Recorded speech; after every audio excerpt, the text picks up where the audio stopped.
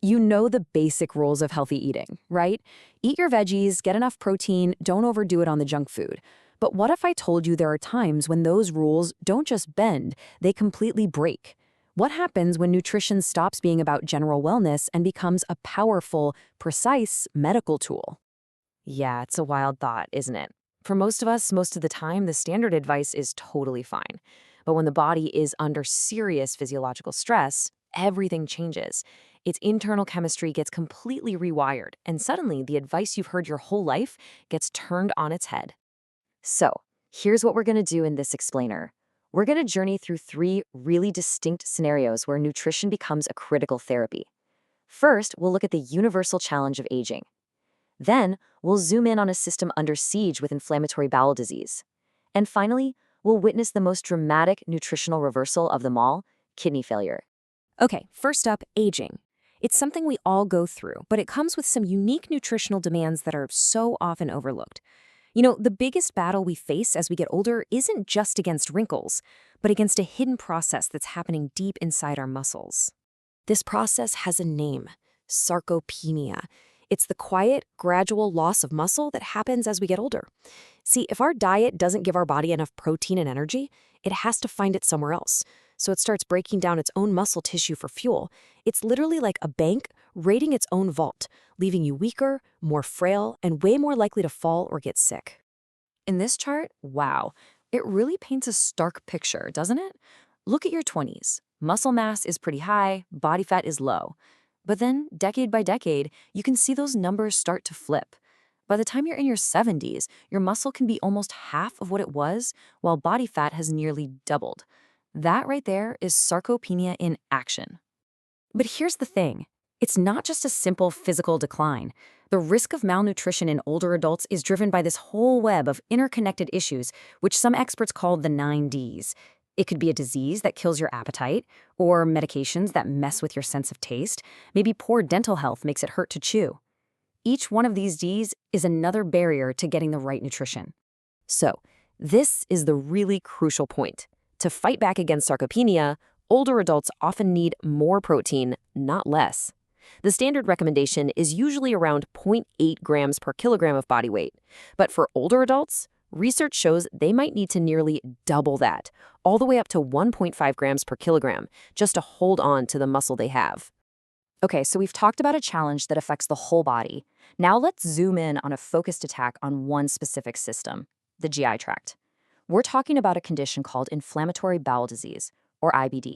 First, let's get our bearings. The GI tract is basically this long, incredibly complex tube that's responsible for all our digestion and absorption.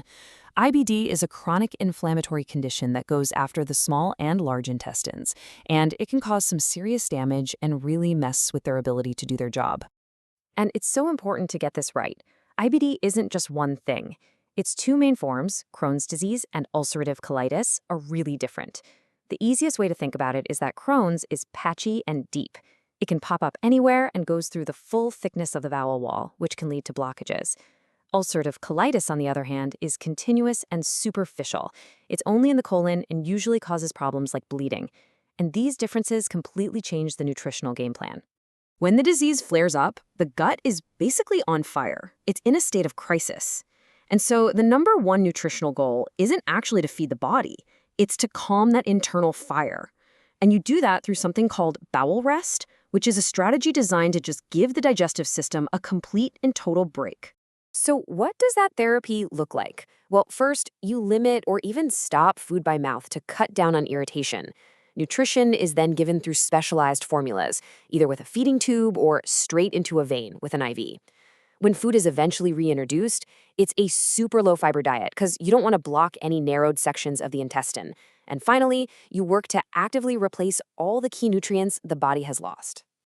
All right, for our final act, we're going to look at probably the most profound, most dramatic flip-flop in nutrition rules you'll ever see. And this happens when a vital organ system, the kidneys, begins to fail. So what is chronic kidney disease, or CKD? Well, think of your kidneys as this incredible master filtration system for your body. CKD is when that system starts to slowly, gradually break down over months or even years, losing its ability to filter waste from your blood. We actually track this decline using a value called GFR. You can basically think of it as a percentage score for your kidney's function. The disease is staged from G1 down to G5. Once that GFR score drops below 15, that's it. That's kidney failure. The kidneys can't support the body anymore, and a life-saving intervention is needed: dialysis. Okay, so before a patient starts dialysis, the diet is all about one word: restriction. The failing kidneys just can't handle waste products, so you have to limit anything that creates them. Protein is restricted to reduce waste buildup. Sodium, potassium, phosphorus, fluids, they're all carefully controlled to stop dangerous levels from accumulating in the blood. And that's the rule book. It's logical, it's necessary, it makes perfect sense, right? Well, then dialysis starts. And on day 1 of treatment, that entire rule book gets thrown out the window. And here it is, the great reversal. Just look at protein. The very thing that was strictly limited to protect the kidneys now has to be dramatically increased. Why on earth would that be? Well, it turns out the dialysis machine is a little too good at its job. It's so efficient at cleaning the blood that it also strips out essential amino acids, the building blocks of protein. So to make up for that loss, patients now have to eat nearly double the protein they were before. It's an absolute 180.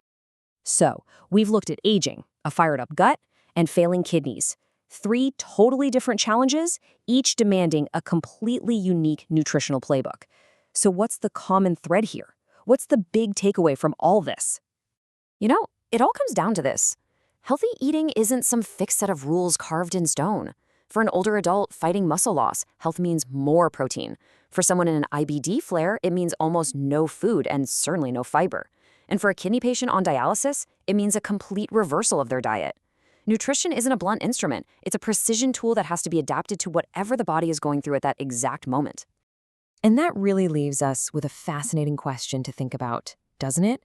How can we start to shift our own perspective?